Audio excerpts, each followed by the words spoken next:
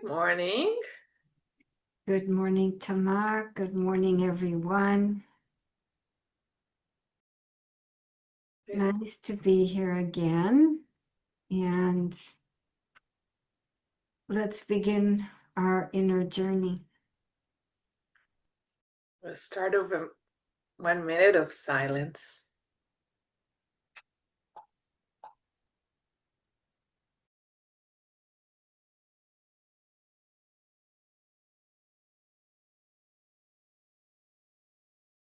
How great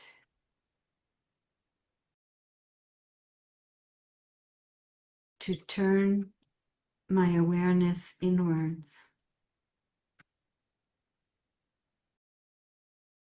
and just have that experience that there's a whole world inside me, as separate from the world of the shore and the land as is the world of the ocean.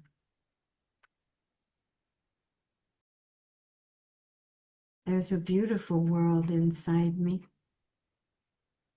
and all I need to do is think it, create the image of it, and enter it.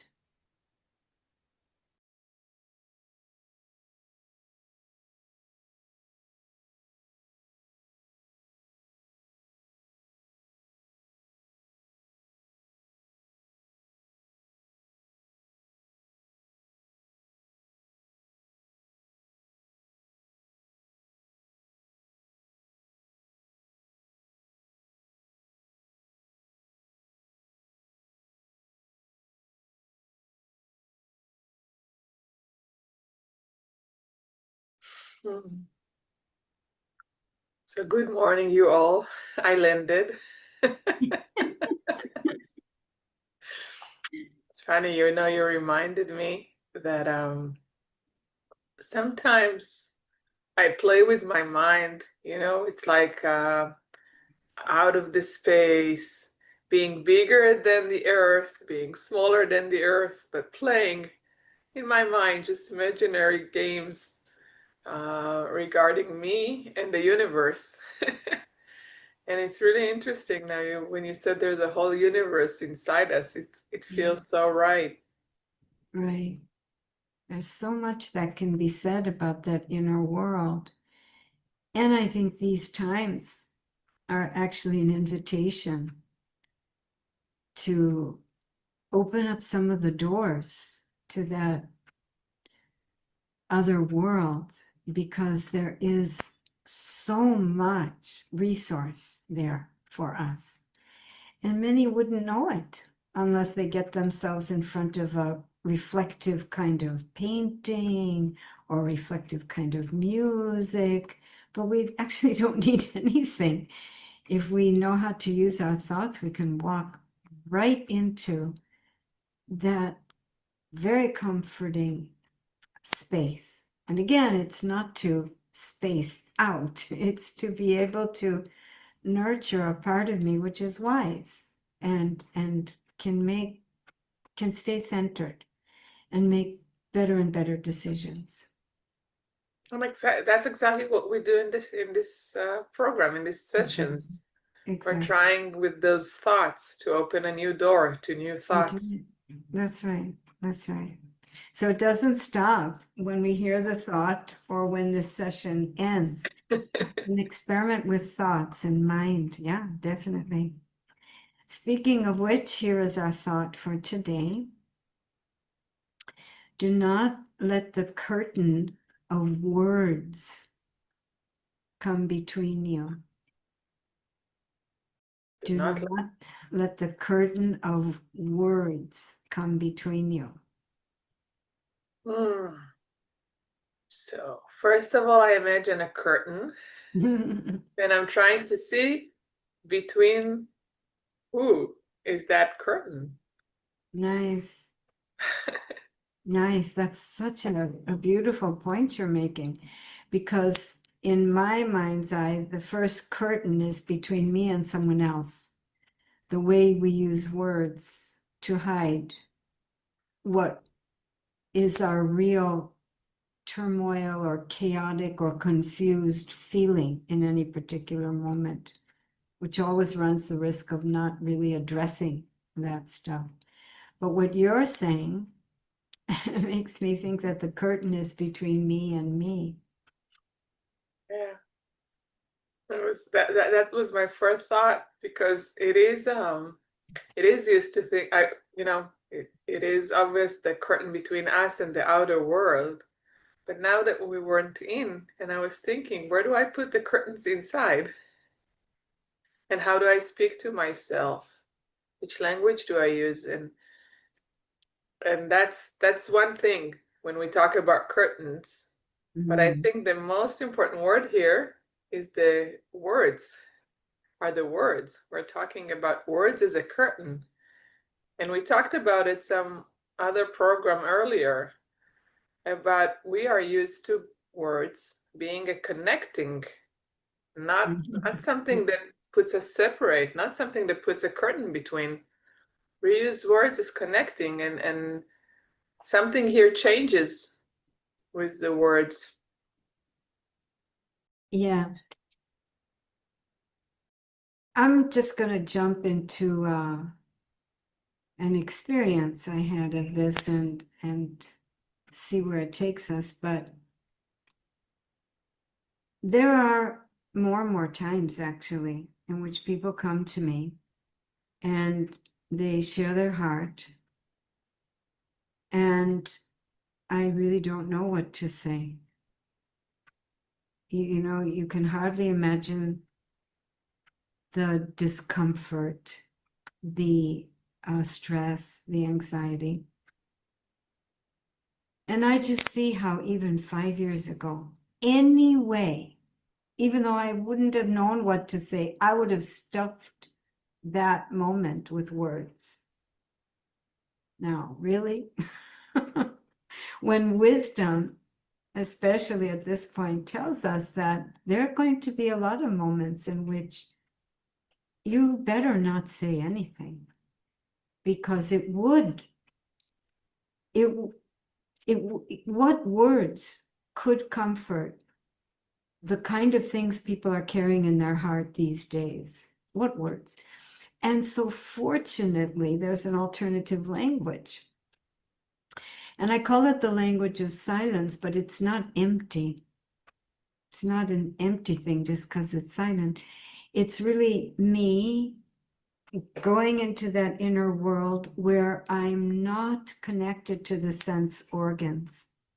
That inner world is not connected to the sense organs. So it is uninterruptedly what it was made to be: divine, calm, wise, peaceful, loving, compassionate. And as I continue to listen to the person speaking, these are the vibrations I'm working with. And this speaks. And it wouldn't, people feel it. And I wouldn't have said anything. And they get up and say, I feel so much better. Thank you so much. Okay. But if I had a camera on the wall, what happened there in that meeting? It's vibrations. It's vibrations. It's just amazing how the atmosphere is not an empty thing. It's actually filled with vibrations, and it's talking to us all the time, which is why sometimes we feel so overwhelmed and we've not really done anything. But we might have been in a room of people or a big crowd. The atmosphere is not an empty thing, and I can use that to my advantage. You know, when you speak, I think about two things. First of all, lately, when I'm quiet, and I don't know if I showed you already, but I have the silent, to silent, being reminding of the silent inside us note. And it says here, silent is the language of the pure heart, the language of the divine, the music of love. And your mental quiet opens the doors and the ways to the divine and to the possibility of opportunity of observing love and power. And the reason I use that is because lately I feel a lot of people need to talk. Now, it's not exactly what you're talking about, but I do sense a change. And I find it funny that I'm quiet and the person in front of me or that talks to me keeps talking and more and more and more. And it just, first of all, amazing. And I think it's also energy that he needs to take out of himself. Sure. Which is a good thing. You know, it's not high vibration, but first of all, it's needed. And if you need to talk, you have to talk. Yeah. And I see a lot of people need to talk more. Yeah. And I'm like surprised. I thought like, okay, it will end in a sentence, 2 sentences, and then it goes on and on. So first of all, I see that people now need to talk more sometimes, or to get out of their system more. I'm not talking about therapeutic sessions or anything. I'm talking about regular conversation, right? Mm-hmm. And the other thing that occurred to me when you were talking, so being quiet, first of all, lets the other person release that energy from himself. You don't need to observe it. You need not to observe it. You need to be in a mental place, not observing it. And not absorbing it. Absorbing. Yeah, that's what I meant. Yeah, not observing it. And the other thing is, you know how much I like to talk, right? No, I don't think of you as a person who likes to talk. I think of you as a very wise person who has a lot to share. So I like to talk. My family would say that. And I had a conflict with my son, and I went out to look for help and ask for a wise, you know, everyone has a wiser person in some kind of field. And the thing he told me, and I remember it was very difficult for me in the beginning, was don't talk, just give the headline. If he wants to, he'll ask. Just give the headline. If he asks for another one, give the subtitle. Do not give the article. There you go. And it was so important. And it was weird because, first of all, when somebody does not want to hear and you talk, it makes the other way, even though you come and you want to help. So I feel like words get confused at that moment because he doesn't want to hear you. No. And I need to find an alternative because I had a lot to say within that situation.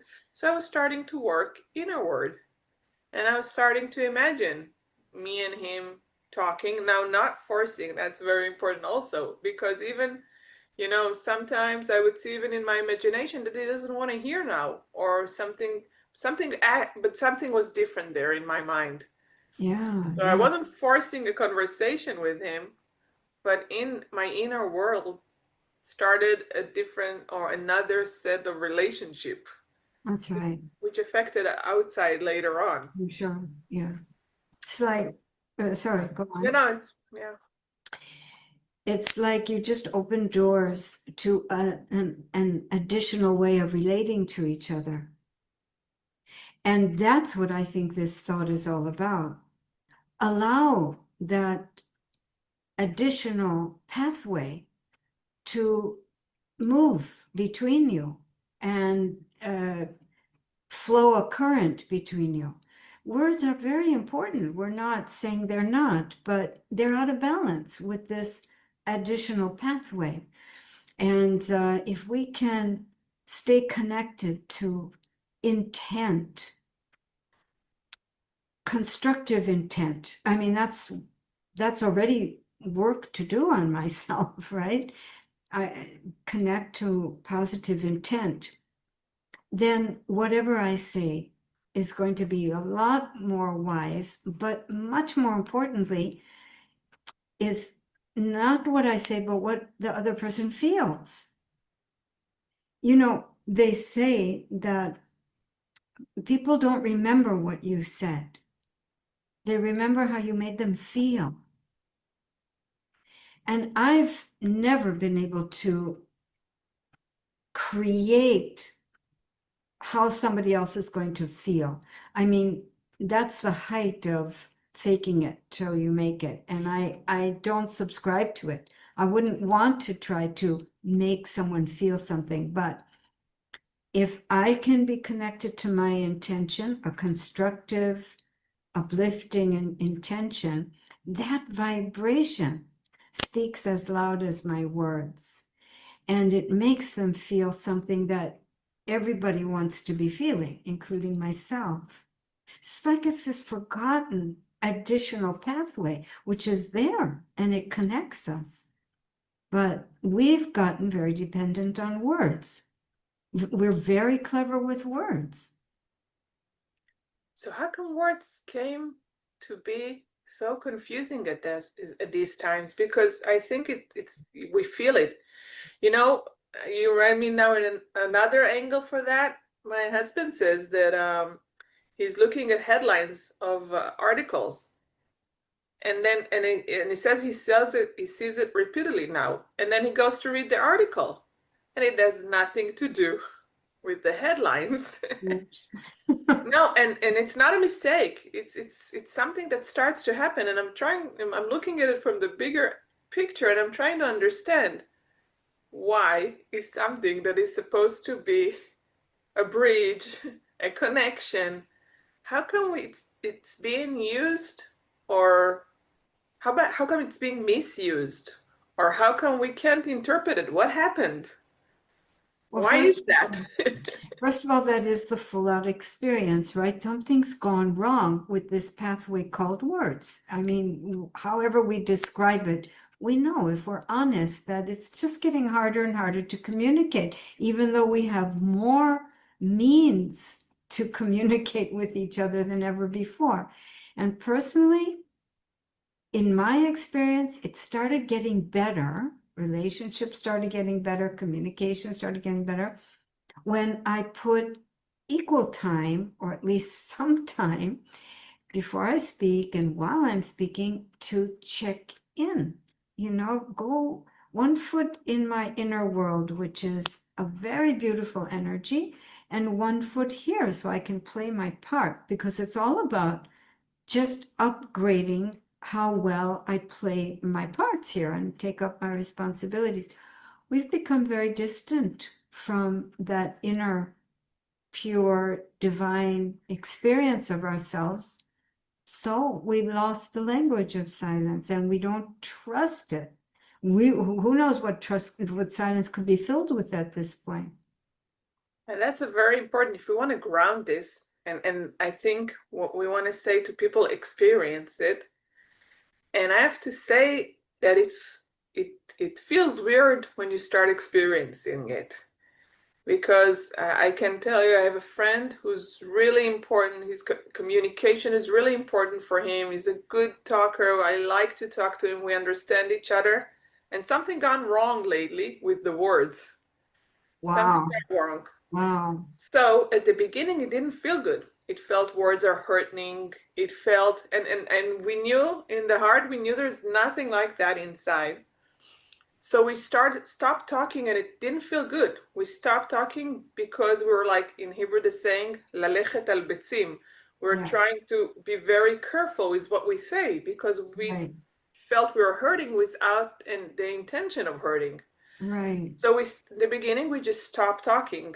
We were connected, but we didn't talk. We didn't know what to say. We talked less. It didn't feel good because we were used to talking a lot. Wow. But then something else emerged. Wow. Because when we stopped talking, we started understanding what's going on inside me. Yeah. What do I feel? What do I need to work on? And something started to change, and it took not a long time. It took time, but not a long time before we managed to start the conversation from a different point. And it's with much less words. Yeah. I think that's the direction we're heading, as the word is essence. We've lost the essence. Yeah. We have so much decoration on the box. We've almost forgotten that the box is not the gift. It's what's inside that's the gift. But, you know, this also has a basis which is really part of the equation if we want to experiment with this. And that is that this work between you, because both of you are aware of an inner world to connect with and figure out what's going on.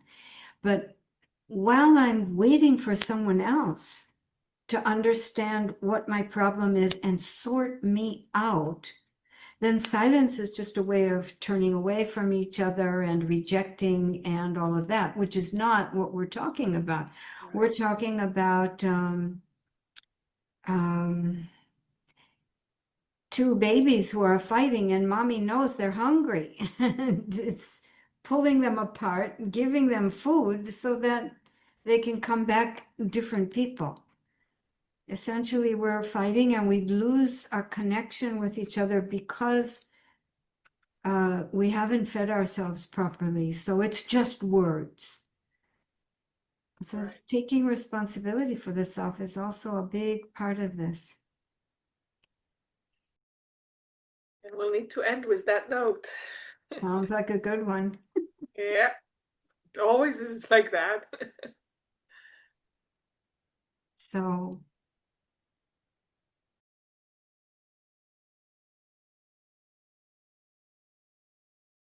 could it really be true that inside me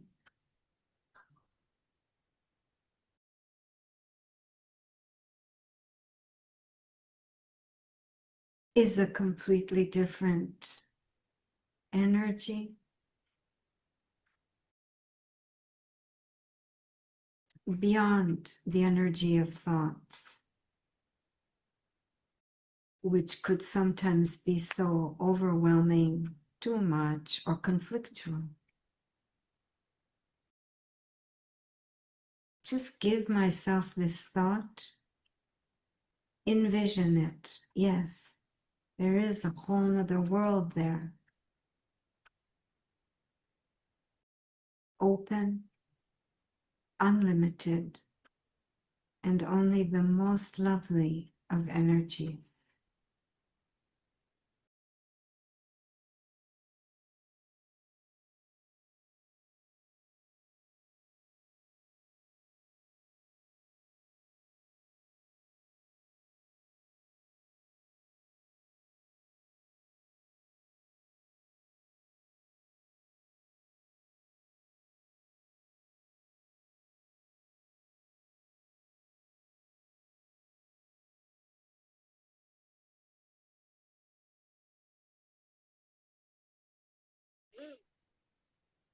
Thank you very much.